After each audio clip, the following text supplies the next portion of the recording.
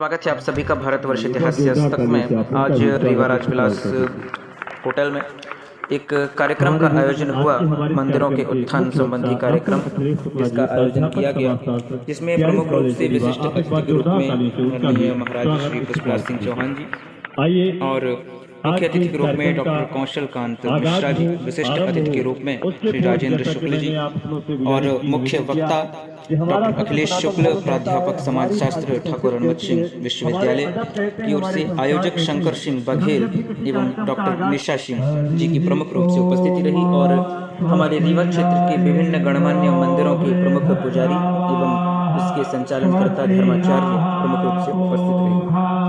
जुड़े रहिए विशेष खबरों के लिए अभय चौरसिया MSW यूट्यूब चैनल के साथ और पूरी वीडियो विस्तार से देखिए। इसमें रीवा विरासत से लेकर इतिहास, संस्कृत और मंदिरों के उत्थान की किस प्रकार से बात की गई है, इसके विषय में चर्चा करेंगे। सर्वप्रथम दीप प्रज्वलन, माल्यार्पण के पश्चात अतिथियों का स्वागत समारोह वंदन किया गया और दीप स्तुति के बाद कार्यक्रम का शुभारंभ।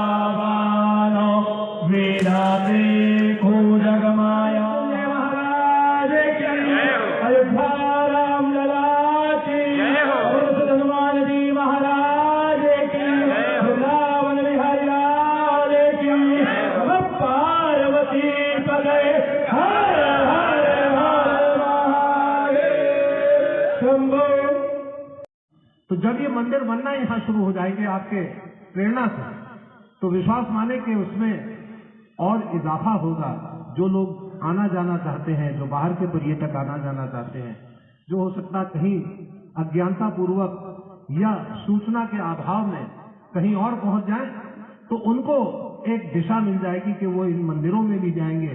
तो सबसे बड़ा जो परमार्थ से जो हम लोगों का हितार्थ होगा वो होगा कि हमारे सैकड़ों, ये जिनकी दाढ़ियां सफेद हो गई है, जो विराजे हैं हमारे शास्त्री और पंडित लोग, जिनके पास रोजगार का और कोई चारा नहीं है, उनको एक कहीं न कहीं से बहुत बड़ा संबल मिल जाएगा।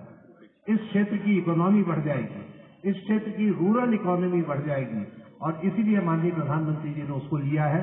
मैं आपके इस कार्यक्रम का पुरजोर स्वागत करता हूं। आप मुझे दिशा दें और मैं आमंत्रित करता हूं कि किला में भी एक मंदिर, किला के भी एक मंदिर का चयन कर लें और जो मंदिर का चयन करेंगे हम, हमारा ट्रस्ट और आप साथ में मिलकर और सब लोगों का मार्गदर्शन लेते हुए उसको भी ठीक करेंगे। बहुत बहुत धन्यवाद।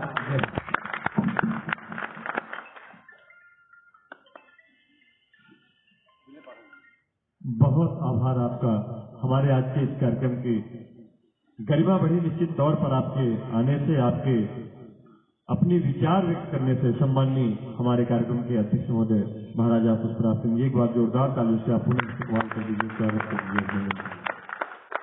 आइए अगले वक्ता के तौर पर हमारे आज के इस कार्यक्रम के मंदिरों के उत्थान का एक लघु प्रयास इस विषय पर और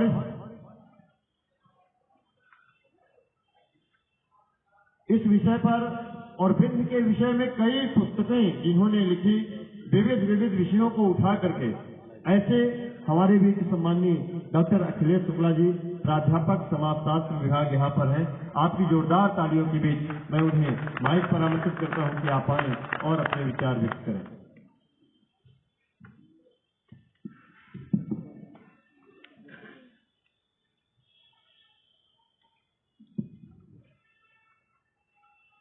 धन्यवाद। मंच पर विराजित परम सम्माननीय हमारे महाराजा पुष्पराज सिंह जी, केंद्र से पधारे हुए आदरणीय डॉक्टर कौशल कांत जी, वन्य की धरा के हमारे परम सम्माननीय आचार्यगण, पत्रकारगण और हमारे महाराजा साहब ने आज की जो ये चर्चा का बिंदु है, उससे कई सारे उद्देश्यों को उन्होंने स्पष्ट किया है। मेरा यह मानना है कि हम आजादी का अमृत महोत्सव मना रहे हैं। एक लंबा समय हमने आजादी के बाद दिया है और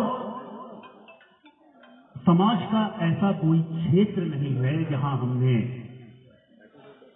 अपने विकास के परचम को न लहराया, लेकिन कहीं न कहीं कुछ छूट गया है, कुछ कमी रह गई है और वो कमी रह गई है हमारे नैतिक मूल्यों के संवर्धन की। अब बात उठती है कि ऐसा क्यों? ऐसा इसलिए कि हम अपने धर्म, अपनी संस्कृति और अपने मंदिर से थोड़ा दूर होते जा रहे हैं और इसलिए हमारे में जो नैतिक मजबूती होनी चाहिए उस मजबूती में कहीं ना कहीं कमी आई है और मुझे इसे स्वीकार करने में कोई संकोच नहीं। मंदिर मोक्ष प्राप्ति का सूत्र रहा है। ये जो विषय, ये जो प्रसंग आदरणीय डॉक्टर कौशल कांत जी के निर्देशन पे रीवा से प्रारंभ हो रहा है। एक दिया, एक बाती जली है जो पूरे देश को आलोकित करेगी। यह धरती ऐसी ही रही है। रेवा संस्कृत का हृदय, विंध्याचल का गौरव, राजनीति की धुरी, 400 वर्षों के राजनैतिक सामाजिक परिवर्तन का साक्षी एक ऐसा प्राचीन नगर है जो राजतंत्री, कुलीनतंत्री और लोकतंत्री सभ्यता को अपने अंक में समेटे हुए भारत के मध्य में स्थित है। धर्मनिरपेक्षता हमारे लिए कोई नवीन बात नहीं है। यहां मंदिर, मस्जिद, गुरुद्वारा हम सब में जीते हैं, सब में मिलते हैं और एक समन्वयवादी संस्कृति का विंध्य में विकास हुआ है। महाराजा साहब उस राजघराने का प्रतिनिधित्व कर रहे हैं जिसमें विंध्य में ही नहीं पूरे देश में, अभी मैं आपसे आगे चर्चा करूंगा, रीवा राजघराने ने जो लक्ष्मण बाग संस्थान स्थापित किया, लक्ष्मण बाग संस्थान के हम जो ढूंढ पाए हैं उसमें 70-72 मंदिरों के नाम मुझे मिले हैं। हिंदुस्तान का ऐसा कोई तीर्थ नहीं है जहां रीवा राज्य का मंदिर न हो। महाराज साहब ने बद्रीनाथ धाम की बात की। पट खुलता है, तुलसी की माला रीवा राज्य के द्वारा ही आज भी बद्रीनाथ धाम पे अर्पित होती है। जगन्नाथपुरी चले जाइए, रामेश्वरम चले जाइए, द्वारिकाधीश चले जाइए, हर जगह आपको रीवा राज्य का मंदिर मिलेगा। एक सोच थी इस घराने की, एक सोच। आज तो संसाधन है, होटल है, लॉज है, हवाई जहाज है, ट्रेन है। पहले कोई बद्रीनाथ जाता था तो 4 गांव के लोग उससे मिलने आते थे। क्यों मिलने आते थे भाई? मिलने इसलिए आते थे कि पता नहीं ये लौट के आते हैं या नहीं आते हैं। रास्ता इतना दुर्गम था, चीजें इतनी कठिन थी। उस समय वो बद्रीनाथ पहुंचे और रीवा उनके राज्य का उस दूर प्रांत में उनको अपना मंदिर मिले, अपना आवास मिले, अपना भोजन मिले, इससे परम संतोष की बात क्या थी। तो मैं तो बघेल वंश करणी कि उन्होंने एक ऐसी सोच को विकसित किया जिससे धर्म को स्थापित किया। रीवा राज्य की संस्कृति के बारे में अगर बोलने लगूं तो घंटा, 2 घंटा, 3 घंटा भी शायद कम पड़ जाए। तो मित्रों, मैं अपनी बात में फिर से वापस आता हूं। आज इस प्रसंग की, इस विषय की आवश्यकता क्यों है? महाराज साहब ने कहा कि उनके मन में बहुत सारे प्रश्न थे, वो बहुत ज्ञानी हैं और उनके पास उत्तर भी थे, शायद उन्होंने मेरे लिए कुछ छोड़ दिया होगा। देखिए, जहां धर्म है वहां संस्कृति है और संस्कृति ही धर्म की संवाहिता है। और आप सब उस सामाजिक परिवर्तन के अग्रदूत हैं। आप जितने आचार्यगण बैठे हैं, आप आने वाली पीढ़ी को उस संस्कृति से, जीवन जीने के तरीके से आप अवगत कराते हैं और नैतिकता मजबूत होती है। इससे हमारा सामाजिक और नैतिक परिवेश मजबूत होता है। हमारे सामाजिक जो मूल्य हैं वो सामाजिक मूल्य मजबूत होते हैं और इससे हमारी जो सांस्कृतिक विरासत है, जिसके लिए हम जाने जाते हैं पूरे विश्व में, जिसके लिए हम विश्व गुरु कहलाते हैं, उसके आप संवाहक हैं। उस चीज को आगे बढ़ाने में आपकी मुख्य भूमिका है। महाराज साहब ने चर्चा की कि हमारी केंद्र और राज्य की सरकार इस दिशा में सक्रिय रूप से क्रियाशील है और उसके परिणाम आज हमें देखने को मिल रहे हैं। आज अयोध्या में आप देख रहे हैं भव्य राम मंदिर का निर्माण लगभग पूरा हो रहा है। काशी में विश्वनाथ धाम भारत की सांस्कृतिक राजधानी बनकर अंतर्राष्ट्रीय स्तर पर अपने गौरव को आलोकित कर रहा है। इसको बढ़ाते जाएं। सोमनाथ में विकास के नए कीर्तिमान स्थापित हो रहे हैं। उत्तराखंड में बाबा केदार के आशीर्वाद से केदारनाथ बद्रीनाथ तीर्थ क्षेत्र में विकास का नया इतिहास लिखा जा रहा है। मैंने अभी आपसे चर्चा की थी कि बद्रीनाथ जाते थे तो 4 गांव के लोग मिलने आते थे। अब जाइए बद्रीनाथ, अब जाइए केदारनाथ, अब जाइए गंगोत्री, अब जाइए यमुनोत्री। जहां 8 घंटे, 10 घंटे, 12 घंटे, 14 घंटे लगते थे, आप 3 घंटे, 4 घंटे, 5 घंटे में यस अंतर्राष्ट्रीय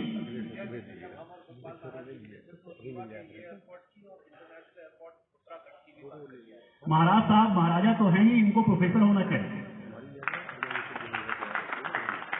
बहुत ही बढ़िया आपका अकादमिक टेस्ट है, एकेडमिक टेस्ट है। और मैं तो बचपन में महाराज मार्तन सिंह को भी मैंने सुना है और वही झलक माननीय की आवाज में सुनने को देखने को मिलती है। हेमकुंड साहिब जो जाना दुस्तर था, माननीय मोदी जी के नेतृत्व में हम रोपवे से उसको जोड़ रहे हैं।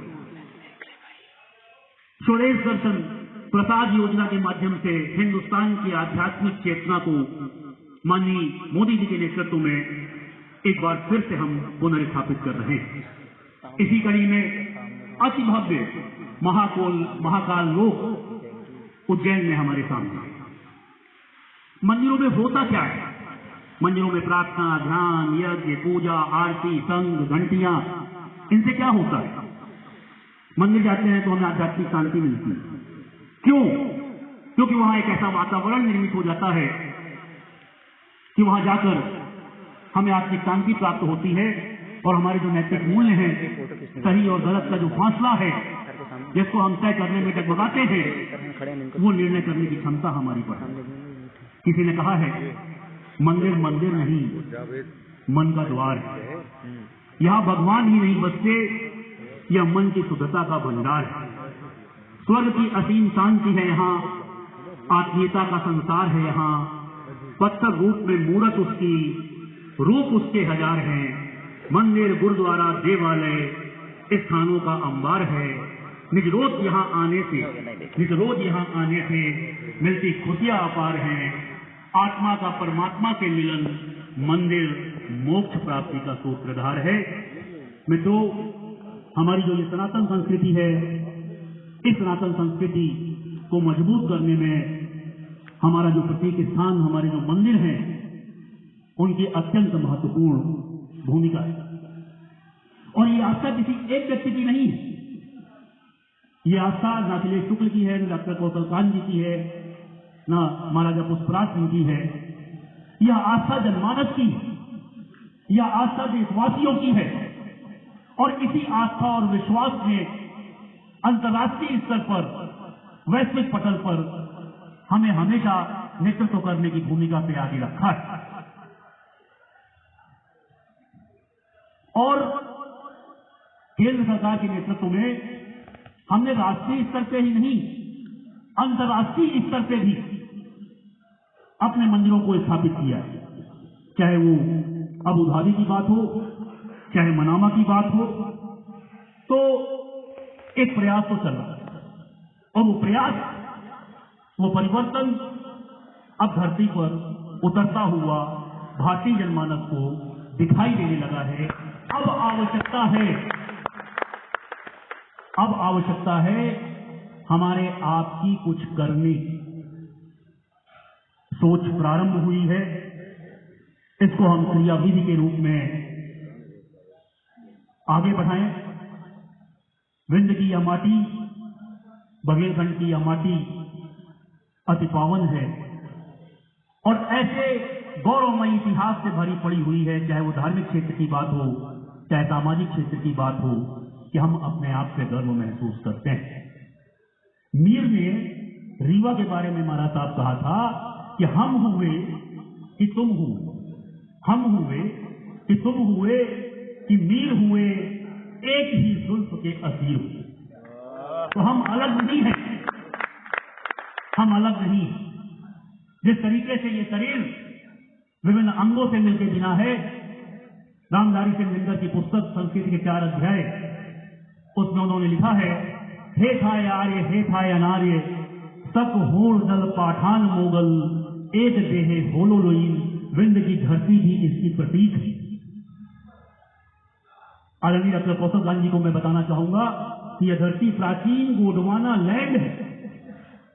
यहां वो जीवाश्म प्राप्त हुए हैं जो हमें प्रमाणित करते हैं कि आदि मानव की यह क्रीड़ा स्थली रही है। कतुली जी बैठे हैं इतिहासकार, तो हमें अपने आप में गौरव है। बघेलखंड का समाज धर्म प्रधान प्रारंभ से रहा है। धार्मिकता हमारे यहां अत्यंत प्राचीन काल से रही। महाराज साहब के पूर्वज गुजरात से चले, कालिंगर के नीचे आए,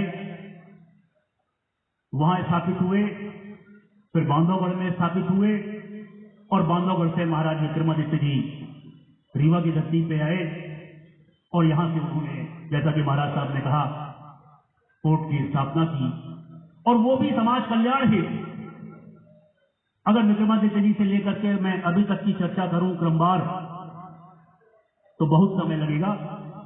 किस तरीके से धार्मिक क्षेत्रों पे और साहित्यिक क्षेत्रों पे कीर्तिमान स्थापित हुए हैं। विंध्य की धरती शैव और वैष्णव मत हमारे यहाँ प्रमुख रहे हैं। इस धरती को आदिकाल से अवतारी पुरुषों, देवी देवताओं, संत महात्माओं, आचार्यों का सानिध्य प्राप्त होता रहा है। विंध्याचल से कैलाश तक, मगध से गांधार तक विस्तृत भूभाग प्रारंभिक आर्यावर्त है और विंध्य भी अपना उसमें कहीं न कहीं कोई न कोई स्थान जरूर रखता है। भारत माता की जय, भारत माता की। इतने अच्छे वक्तव्य के बाद मैं कुछ भी बोलूंगा तो बहुत छोटा लगेगा, क्योंकि सब बहुत अच्छा बोले हैं। और शुक्ला जी तो जो मैं सब पढ़ लिख के आया था सब बोल गए। रीवा में बोलने आया था तो मैंने सोचा था कि रीवा वालों को कुछ बताएंगे, पर अब मेरे लिए तो रीवा के लिए कुछ बताने के लिए बचा नहीं, क्योंकि शुक्ला जी ने सभी कुछ बता दिया। और सबसे पहले मंच पे बैठे शुक्ला जी, डॉक्टर विनय जी, महाराज साहब जिनको आप लोग हुकुम कहते हैं, ये बात मुझे निशा जी से पता चली कि हुकुम साहब नहीं है लेकिन वो फिर भी हैं। जिस तरह से लक्ष्मण बाग ट्रस्ट काम कर रहा है और जिस तरह से लक्ष्मण बाग ट्रस्ट के बारे में शुक्ला जी ने रिसर्च की, तो मुझे लगता है कि विषय थोड़ा बहुत तो पता चल गया। अब अभी तक सब कुछ आपने सुना, बहुत अच्छा था। अब मैं कुछ वो दिखाना चाहता हूं जिसके लिए मैं आया हूं। सबसे पहले तो हम हैं, मैं डॉक्टर, पेशे से मैं डॉक्टर हूं। अभी मैं बहुत तारीफ सुन रहा था देश के राजनीतिक दल की। मैंने निशा जी को मना किया था, लेकिन अब मुझे अच्छा लग रहा है कि कम से कम एक बात बताना चाहता हूं कि मैं भारतीय जनता पार्टी का प्रवक्ता था, लेकिन मैंने निशा जी को मना किया था कि यहां पे ना लिखें, क्योंकि मैं इसको राजनीतिक कार्यक्रम नहीं बनाना चाहता था। और आप बताते हुए गर्व हो रहा है कि कम से कम हम उस पार्टी को रिप्रेजेंट करते हैं, उस पार्टी के प्रवक्ता हैं कि कम से कम वो मंदिरों के लिए, सनातन के लिए, हिंदुओं के लिए ऐसा काम कर रही है कि जनता अपने आप उसकी तारीफ कर रही है। और ये वजह है कि मैं आपको ये बताना चाहता हूं। मैं जुड़ा कैसे इस मिशन से? मैं बहुत छोटे मोटे काम करता हूं, कई चीजों से मिलते जुलते काम, सामाजिक जो भी आप समझते हैं सब करता हूं। कई सारे कोर्ट केसेस हमने किए हुए हैं अपनी संस्थाओं के नाम से, अपने नाम से। मेरा एक दोस्त है वेंकट, जो साउथ इंडिया बेंगलोर का रहने वाला है। आज से करीब 2 साल पहले 2000 किलो सोना मंदिरों का तमिलनाडु सरकार 2000 किलो मंदिरों का सोना पिघला करके सरकारी खर्चे में यूज करना चाहती थी। क्या ये सही था? तेजी से बोलिए। अगर वो गलत था तो वो गलत जब मेरे पास आया तो हमें भी लगा वही कि गलत है, ऐसा नहीं करना चाहिए।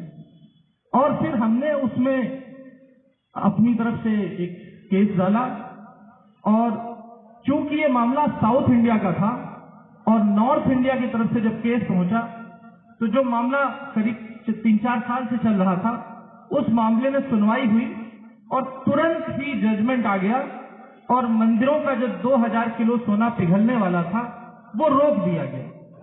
ये हमारी सबसे पहली शुरुआत थी। फिर हमें लगा कि अच्छा, ये अगर मंदिरों के साथ ऐसा हो रहा है तो मैंने सोचा कि इतने काम करते हैं मंदिरों के बारे में, क्यों ना देखा जाए। फिर जब ये आदेश आया तो मैं आपको बता दूं, रीवा की धरती पे इसलिए आया हूं क्योंकि जब मैंने इसको पढ़ा तो ये बहुत छोटी समस्या नहीं लगी, ये बहुत बड़ा हिमालय सा काम लगा मुझे। और रीवा के बारे में मैंने सुना था कि यहां आने के बाद तो शेर भी सफेद हो जाता है, ऐसा।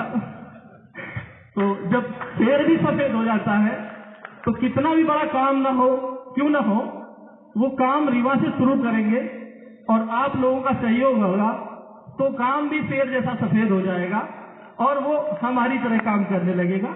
इसी विचार से मैं रीवा आया हूं। इसके बाद मुझे पता चला, आप लोगों को भी बता रहा हूं, कि तमिलनाडु सरकार ने करीब आज से 10 साल पहले एक कानून बनाया। कानून बना करके उसमें उन्होंने क्या कहा कि मंदिरों का पुजारी कोई भी हो सकता है, किसी जाति का हो, किसी धर्म का हो, जाति चलेगी, किसी भी धर्म का हो, नर हो या नारी हो या किन्नर हो, 6 महीने की ट्रेनिंग सरकार देगी और उसके बाद वो मंदिर का पुजारी हो सकता है। ये कानून 2010 में बनाया था तमिलनाडु में, और पूरे हिंदुस्तान में ये बात मुझे ही नहीं पता थी, तो मैं कैसे उम्मीद करूं कि किसी और को पता होगी। और उस कानून के तहत 2011 से लेकर के 2019 तक अपॉइंटमेंट मंदिरों के जो पुजारी बनाए गए वो इसी धारणा पे बनाए गए कि उनको ट्रेनिंग दो, ट्रेनिंग दे करके पुजारी अपनी चॉइस का रख दो। क्या ये सही था? तेजी से बोलिए ना। तो क्या आप लोग इसको रोकने में हमारा साथ देंगे? पूरा रीवा साथ देगा? महाराज जी साथ देंगे? ठीक। तो जब ये बात पता चली, इसको अगली स्लाइड दिखा जरा। ये नाम आपको दिख नहीं रहे हैं। ये मामला 2010 से चेन्नई हाईकोर्ट में चल रहा था और वहां के, क्योंकि वहां की जो सरकार है और वहां का जो सिस्टम है वो सिस्टम पूरा कंट्रोल्ड सिस्टम है। आप देखते हैं नॉर्थ इंडिया की सारी जो खबरें होती हैं वो आपको रीवा में नजर आती हैं, पर साउथ इंडिया की कभी कोई खबर नहीं आती है। क्योंकि वहां पे मैं किसी धर्म के खिलाफ नहीं बोलना चाह रहा हूं और हूं भी नहीं, लेकिन जो वहां का जो कल्चर है उसको पूरा कैप्चर कर दिया गया कैथोलिक कल्चर धर्म से। और जो तमिलनाडु के अभी के जो चीफ मिनिस्टर हैं M.K. स्टालिन, वो खुद क्रिश्चियन है और उसके बाद भी अगर सरकार मंदिरों पे कब्जा रखती है, सरकार मंदिरों पे कब्जा रखती है, मंदिर को कंट्रोल करती है, वहां के पुजारियों का अपॉइंटमेंट करती है। और मैं आपकी नॉलेज के लिए बता दूं कि मंदिरों में पुजारी का अपॉइंटमेंट वो नहीं करती है, पहले तो ये समझ लीजिए। वो सरकार के एक नुमाइंदे का अपॉइंटमेंट करती है जो वहां पर कागज के ऊपर क्लर्क की पोस्ट पे होता है या वहां के चपरासी की पोस्ट पे होता है या वहां पे सरकार का नुमाइंदा होता है, वो पुजारी नहीं होता है। लेकिन क्योंकि धीरे धीरे बदलना है, धीरे धीरे कब्जा करना है, इसलिए पुजारियों को सैलरी देने लगती है और ये भोले भाले पुजारियों को पता भी नहीं चलता कि वो काम किस लिए कर रहे हैं। मुझे पता चला यहां पे भी कुछ थोड़ी बहुत सैलरी आती है, पर वो सैलरी इस एवज में आ रही है कि मंदिरों की बात हो रही थी। अभी महाराज साहब ने जैसे बताया कि पहले जो महाराज होते थे वो मंदिरों के लिए कितना करते थे। मंदिरों को बचाना इसलिए जरूरी है, मैं थोड़ा विषय से हट रहा हूं। मंदिरों में पहले क्या होता था? पहले विद्यालय होते थे मंदिरों से अटैच। आज मुझे संस्कृत नहीं आती क्योंकि मेरे ने कभी पढ़ा नहीं, मुझे पढ़ाया नहीं है। उसी तरीके से नाट्यशाला होती थी, गौशाला होती थी, वेदशाला होती थी। मंदिर पूरे शहर का एक केंद्र बिंदु होते थे जहां से पूरी सोसाइटी को सर्विस मिलती। क्या आज मंदिर ये कुछ कर रहे हैं? बोलिए। कुछ नहीं कर रहे। क्यों नहीं कर रहे हैं? ये बताने आए हैं। वो इसलिए नहीं कर रहे हैं कि पहले मंदिर में जो चढ़ावा आता था, जो चीजें आती थी, उस पे सब मंदिर के पुजारियों का या किसी एक परिवार देखता था और उसी से खर्चा चलाता था। एक सिस्टम बना हुआ था। सनातन धर्म ने एक सिस्टम बना रखा था, वैसे चलता था। विंध्य विकास के विकास पुरुष कहे जाते हैं सम्माननीय राजेंद्र शुक्ला जी। हमारे मध्य प्रदेश में किसी परिचय के मोहताज नहीं है, हमारे हिंदुस्तान में किसी परिचय के मोहताज नहीं है। दशकों पहले जो लोग रीवा आए थे और जब वो आज रीवा आते हैं तो रीवा में जो परिवर्तन देखते हैं वो राजेंद्र शुक्ला जी की बदौलत देखते हैं। एक बार जोरदार तालियों से आप उनका स्वागत कीजिए। मैं निवेदन करूंगा कि आप आएं और अपने विचार व्यक्त करें। सम्माननीय राजेंद्र शुक्ला जी माइक पर। के संबंध में परिचर्चा जो आज यहाँ पर हो रही है, इसके संबंध में मंच पर उपस्थित आदरणीय मिश्रा जी, आदरणीय शुक्ला जी, आदरणीय वरिष्ठ पत्रकार जाने माने जयराम शुक्ला जी, नगर निगम के स्पीकर आदरणीय वेंकटेश पांडे जी और कार्यक्रम के आयोजक शंकर सिंह जी, निशा सिंह जी और यहाँ पर उपस्थित महामृत्युंजय मंदिर के श्रद्धेय पुजारी जी, रानी तालाब मंदिर के श्रद्धेय पुजारी जी और विभिन्न मंदिरों के लक्ष्मणबाग के कई पुजारीगण यहाँ पर उपस्थित हैं। क्योंकि वहाँ तो कई मंदिर है, चारों धाम ही है लक्ष्मणबाग, तो सभी मंदिरों के अलग अलग पुजारी हैं। तो सभी उपस्थित हैं यहाँ पर। और नेत्र राघव मंदिर के भी हैं क्या? नेत्र राघव मंदिर के भी हैं। पचमठा के हमारे पुजारी जी यहाँ पर उपस्थित हैं। और देवतलाव के भी हैं क्या? कष्टारनाथ, भैरव बाबा, गुड़, राम सागर मंदिर के हैं। और सुप्रीम कोर्ट खेम सागर के नहीं।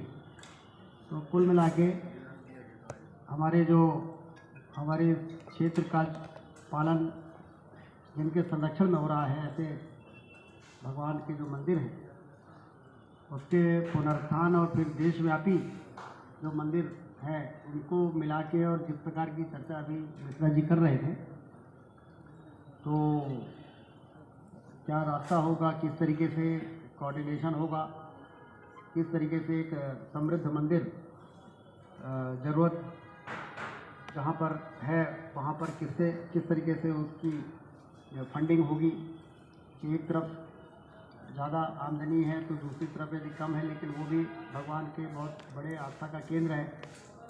क्योंकि इस समय वातावरण पूरे देश में सांस्कृतिक पुनरुत्थान का जो चल रहा है, इस बहती हुई गंगा में हम सबको हाथ धोने की ज़रूरत है। कौन कल्पना कर सकता था कि बाबा विश्वनाथ का इस प्रकार का कॉरिडोर बन के तैयार होगा बनारस में? कौन कल्पना कर सकता था कि महाकाल लोक उज्जैन में इस प्रकार से विकसित होगा, कितना 700-800 करोड़ के प्रोजेक्ट आएंगे और वहाँ का पूरा कायाकल्प हो जाएगा। और ज़्यादा दूर हम क्यों जाए? 2003 के पहले कौन कल्पना कर सकता था कि हमारी कालिका माई रानी तालाब का इस प्रकार से कायाकल्प हो सकता है? मैं तो जब रानी तालाब जाता था तो पुजारी जी यहाँ बैठे हैं, तो ये वहाँ पर बंगलामुखी देवी जी का एक मंदिर है, उसके छत डलवाने के लिए हमसे कहते थे कि ये छत यदि निकल के और एक नई छत पर जाए तो अच्छा हो जाए। हमने कहा पुजारी जी चिंता मत करिए, इसका पूरा परिसर का ही कायाकल्प करें। और माता की कृपा रही कि किस तरीके से रानी तालाब का कायाकल्प हुआ।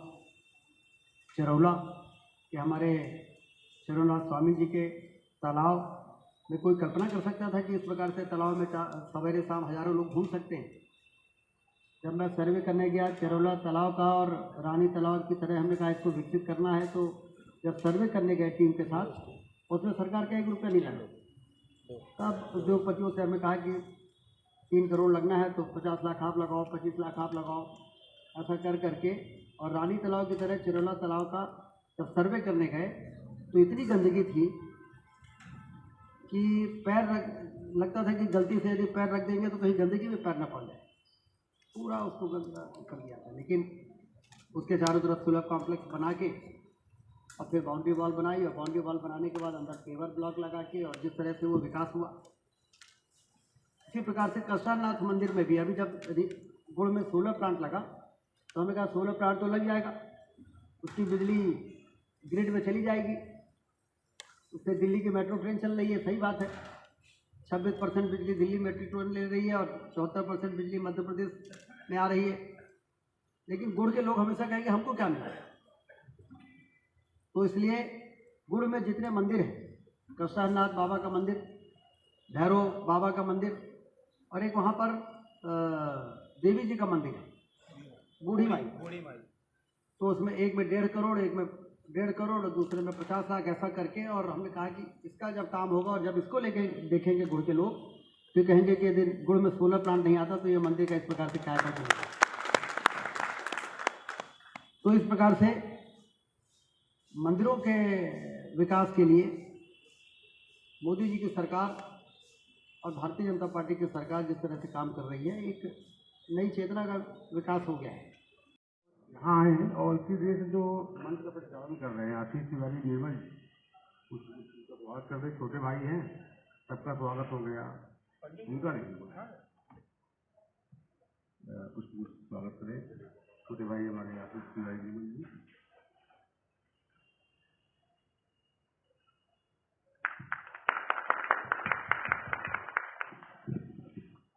हमारे छोटे से आग्रह को स्वीकार करके आप सभी ने अपना महत्वपूर्ण समय जो यहाँ दिया है, उसके लिए आप सभी का हृदय से आभार है। श्रद्धेय मंच, सत्य सनातन धर्म रक्षार्थ हेतु हम सभी मिलकर समय समय पर ऐसे आयोजन करते रहेंगे जिसमें आप सभी की उपस्थिति प्राप्त हुई रहेगी। हमारे अतिथि मुख्य अतिथि डॉक्टर कैलाश कांत मिश्रा जी, हमारे पुष्पराज सिंह जी, हमारे विकास भाई साहब राजेश शुक्ला जी स्थानीय विधायक, अखिलेश शुक्ला जी, जयराम शुक्ला जी महोदय और नगर निगम स्पीकर वेंकटेश पांडे जी और आप समस्त पधारे हुए विद्वतजनों, पुजारियों, महंतों, आप सबको प्रणाम करते हुए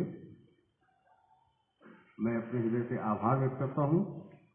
आप सब यहाँ पे अपना अमूल्य समय में से इस कार्यक्रम को अच्छे ढंग से होने के लिए जो अपना समय दिया है उसके लिए मैं हृदय से आप सबका आभारी हूं। इसके बाद भोजन की व्यवस्था की गई है, तो जो महंत पुजारी महोदय लोग हैं विद्वजन, उससे निवेदन ये है कि उनका भोजन बिल्कुल इस तरह से बना है कि इसमें लहसुन प्याज का इस्तेमाल नहीं होता, तो बाहर है, और अंदर जो बाकी अतिथिगण आए हैं उनका अंदर व्यवस्था की गई है। तो फिर से मैं हृदय से आभार ज्ञापित करता हूँ। बहुत बहुत धन्यवाद, आप सभी यहाँ पे आए।